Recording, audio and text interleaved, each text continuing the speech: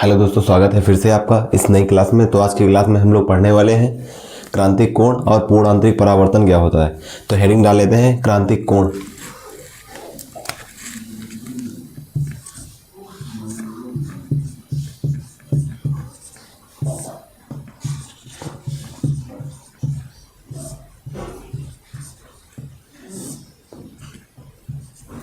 क्रांतिक कोण क्या होता है, तो बनाएंगे फिगर और फिगर के माध्यम से समझेंगे।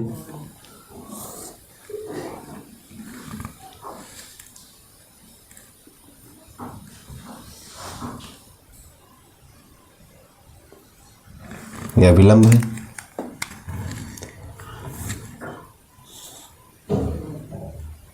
ये मान लेते हैं प्रकाश की किरण ए बी है और ये आपतन कोण आई है और ये प्रकाश की किरण ए बी।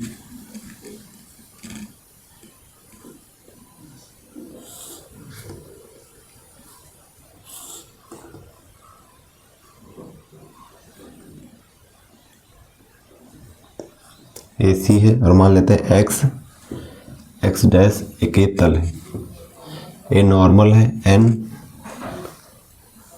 डैश और ये अपवर्तन कोण आर है जिसका मान 90 डिग्री है।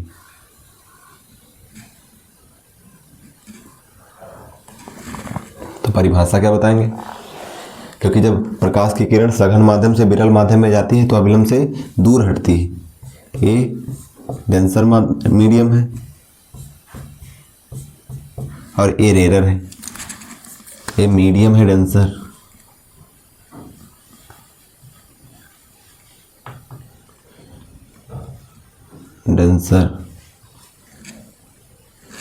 और ये मीडियम है रेयर, मीडियम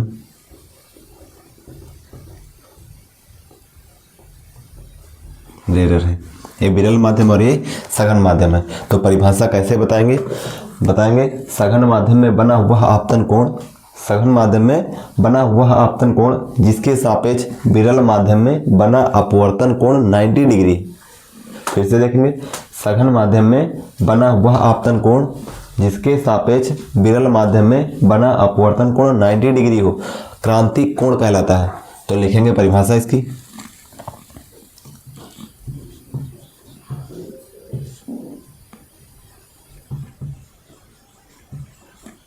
सघन माध्यम में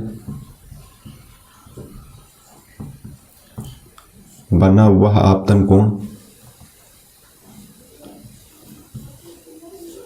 वह आपतन कोण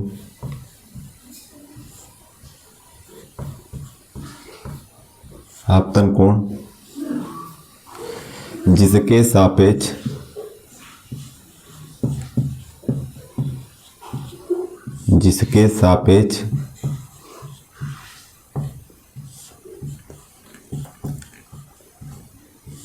विरल माध्यम में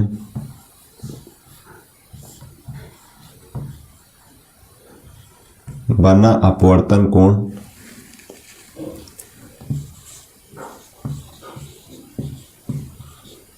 बना अपवर्तन कोण 90 डिग्री हो, अपवर्तन कोण 90 डिग्री हो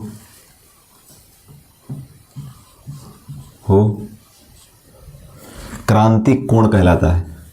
क्या लिखेंगे, क्रांतिक कोण कहलाता है।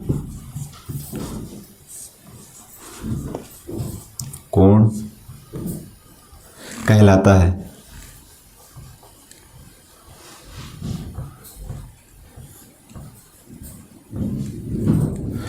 क्रांतिक कोण कहलाता है। ये हो गई परिभाषा क्रांतिक कोण की। तो क्या बताएंगे इसमें कि सघन माध्यम में बना वह आपतन कोण जिसके सापेक्ष विरल माध्यम में बना अपवर्तन कोण 90 डिग्री हो, क्रांतिक कोण कहलाता है।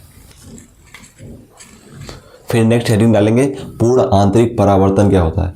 तो अभी पढ़ा हम लोगों ने क्रांतिक कोण। क्रांतिक कोण में क्या होता है कि सघन माध्यम में बना वह आपतन कोण जिसके सापेक्ष विरल माध्यम में बना अपवर्तन कोण 90 डिग्री हो, क्या कहलाता है, क्रांतिक कोण कहलाता है। नेक्स्ट हेडिंग डालेंगे पूर्ण आंतरिक परावर्तन, टोटल इंटरनल रिफ्लेक्शन पूर्ण आंतरिक परावर्तन।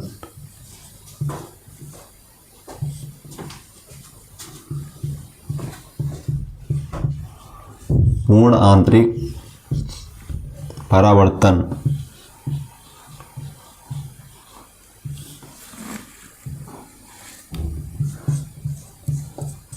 Total internal reflection.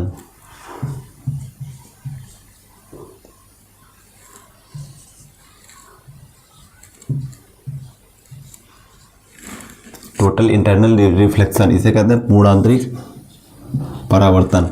तो बनाएंगे फिगर और फिगर के माध्यम से समझेंगे कि पूर्ण आंतरिक परावर्तन होता क्या है।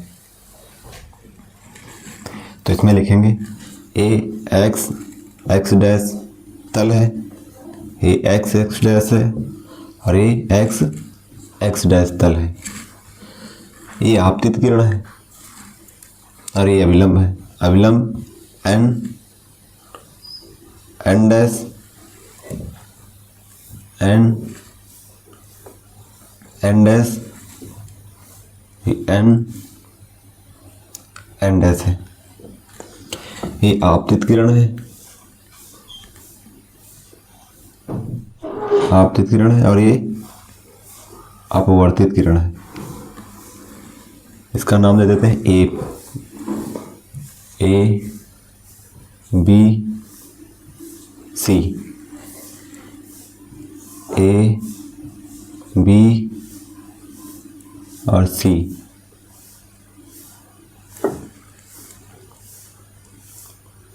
ए बी और सी।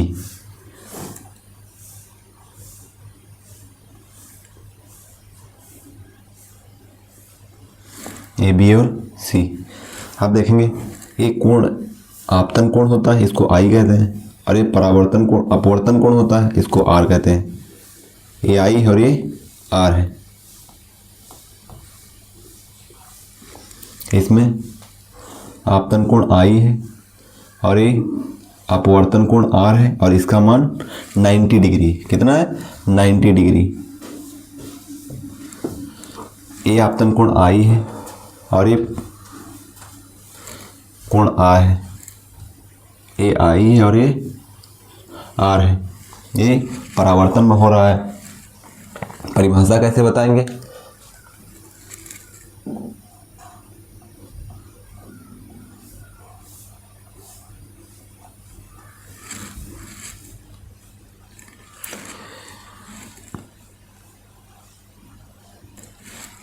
इसमें लिख देंगे, देख सघन माध्यम है, ये मीडियम है, डेंसर, और नीचे वाला है रेयरर।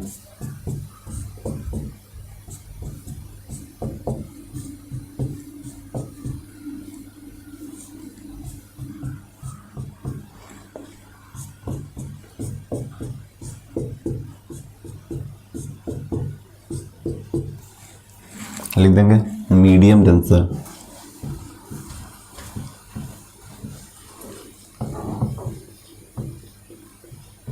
डेंसर और ये मीडियम है रेयरर। Medium rarer. ऊपर वाला डेंसर है सघन माध्यम, नीचे वाला विरल माध्यम है। तो परिभाषा कैसे बताएंगे? बताएंगे जब प्रकाश की किरण सघन माध्यम से विरल माध्यम में जाती है, जब प्रकाश की किरण सघन माध्यम से विरल माध्यम में जाती है तो वह अविलंब से दूर हट जाती है।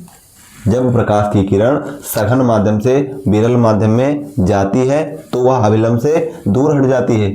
फिर बताएंगे यदि हम आपतन कोण आई का मान बढ़ाते जाएं, यदि हम आपतन कोण आई का मान बढ़ाएं तो अपवर्तन कोण आर का मान बढ़ता है।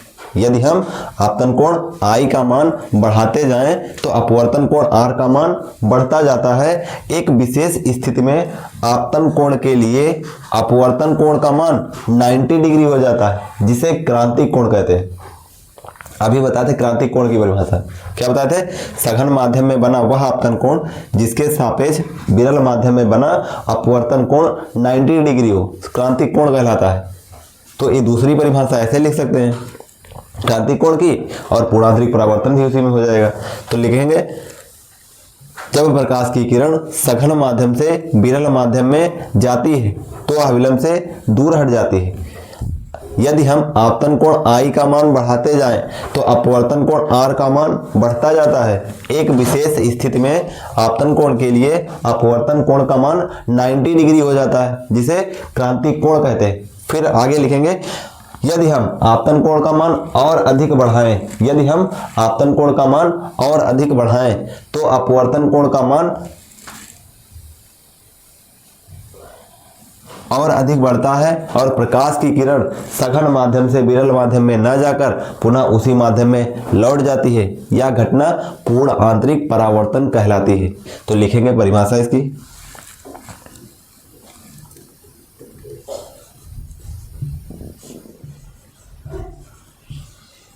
जब प्रकाश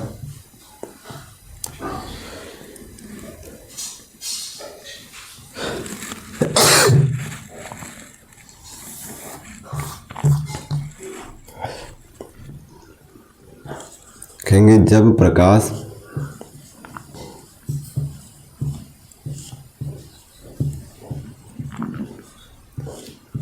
सघन माध्यम से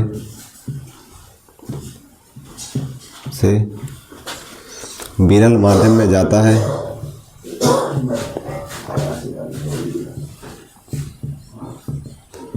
विरल माध्यम में जाता है जब प्रकाश सघन माध्यम से विरल माध्यम में जाता है तो वह अभिलंब से दूर हटता है, तो वह अभिलंब से दूर हट जाता है,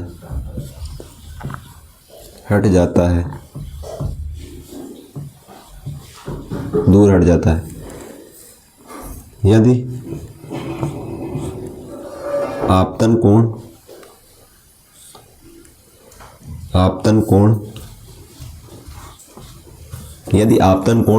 I का मान बढ़ाएं, यदि आपतन कोण I का मान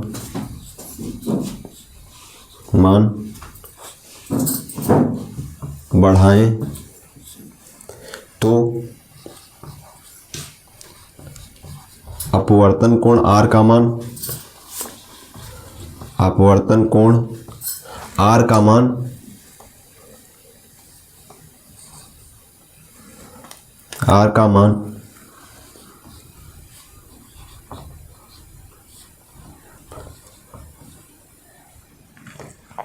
बढ़ता जाता है। यदि आपतन कोण I का मान बढ़ाएं तो अपवर्तन कोण R का मान बढ़ता जाता है।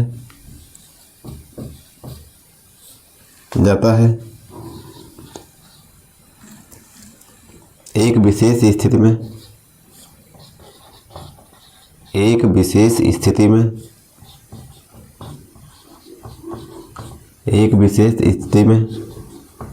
आपतन कोण के लिए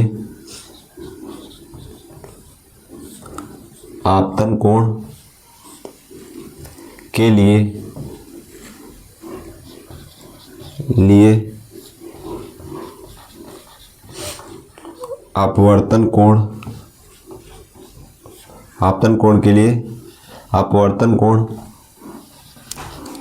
का मान 90 डिग्री हो जाता है। अपवर्तन कोण का मान 90 डिग्री हो जाता है,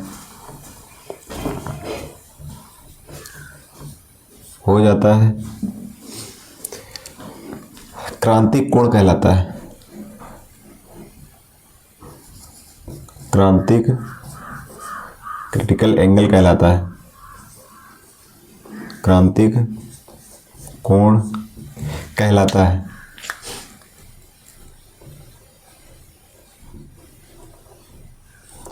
क्रांतिक कोण कहलाता है। फिर लिखेंगे यदि आपतन कोण I का मान और अधिक बढ़ाने पर, यदि आपतन कोण मान लो हम आपतन कोण I का मान और अधिक बढ़ा रहे हैं तो अपवर्तन कोण R का मान बढ़कर, और जो प्रकाश की किरण सघन से विरल में जा रही थी वो विरल में ना जाकर के कहाँ जाएगी, उसी माध्यम में लौट जाएगी। लिखेंगे यदि आपतन कोण का मान और अधिक बढ़ाएं। आपतन कोण का मान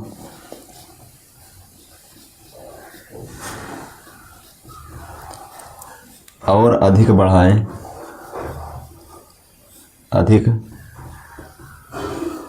बढ़ाएं। यदि आपतन कोण का मान और अधिक बढ़ाएं तो प्रकाश की किरण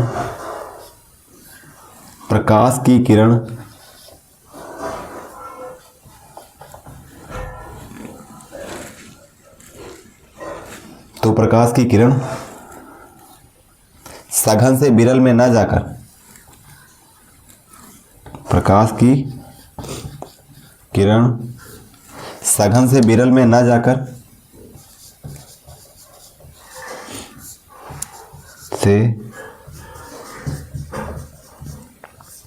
सघन से विरल में न जाकर माध्यम में न जाकर उसी माध्यम में लौट जाती है। उसी माध्यम में वापस लौट जाती है।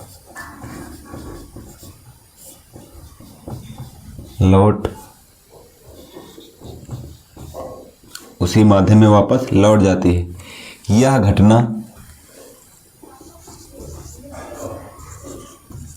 घटना टोटल इंटरनल रिफ्लेक्शन कहलाती है। यह घटना पूर्ण आंतरिक परावर्तन कहलाती है।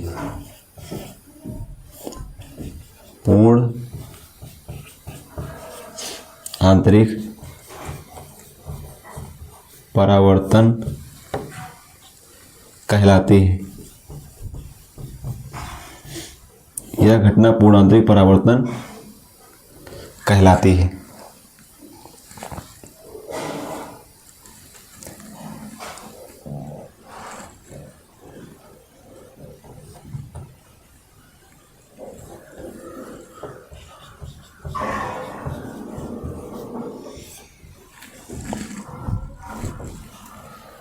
तो क्या लिखेंगे, जब प्रकाश सघन माध्यम से विरल माध्यम में जाता है तो अविलंब से दूर हट जाता है। यदि आपतन कोण I का मान बढ़ाएं तो अपवर्तन कोण R का मान बढ़ता जाता है। एक विशेष स्थिति में आपतन कोण के लिए अपवर्तन कोण का मान 90 डिग्री हो जाता है, जो क्रांतिक कोण कहलाता है। यदि आपतन कोण का मान और अधिक बढ़ाएं तो प्रकाश की किरण सघन से विरल में न जाकर उसी माध्यम में लौट जाती है। यह घटना पूर्ण आंतरिक परावर्तन कहलाती है।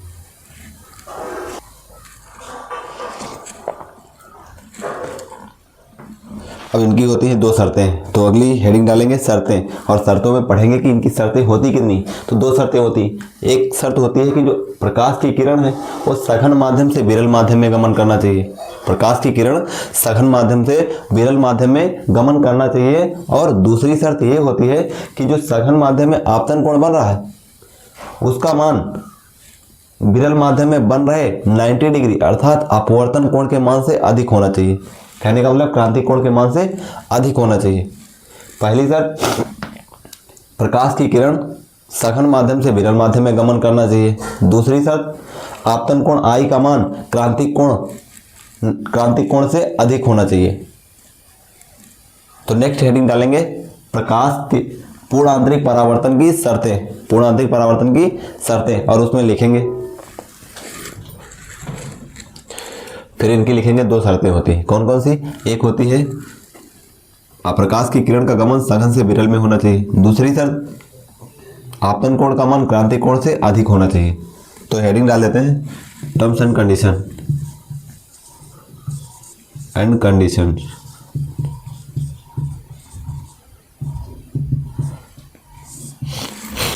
तो लिख देंगे इनकी 2 शर्तें होती है।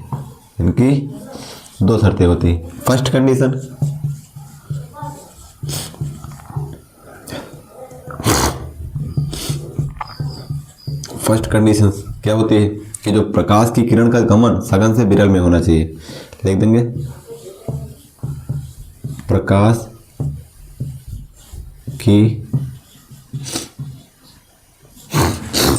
की किरण का गमन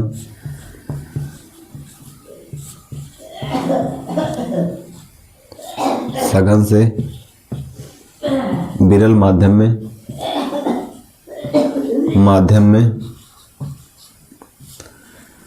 में होना चाहिए।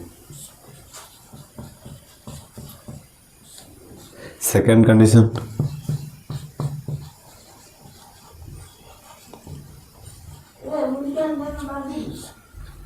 सेकंड कंडीशन क्या है कि जो आपतन कोण का मान है वो क्रांतिक कोण से अधिक होना चाहिए। आपतन कोण का मान क्रांतिक कोण से अधिक होना चाहिए। आपतन कोण आई का जो मान है वो क्रांतिक कोण से अधिक होना चाहिए।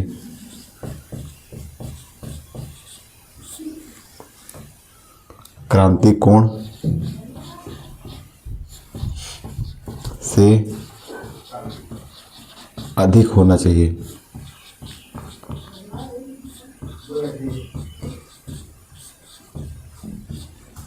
आपतन कोण का मान क्रांतिक कोण से अधिक होना चाहिए।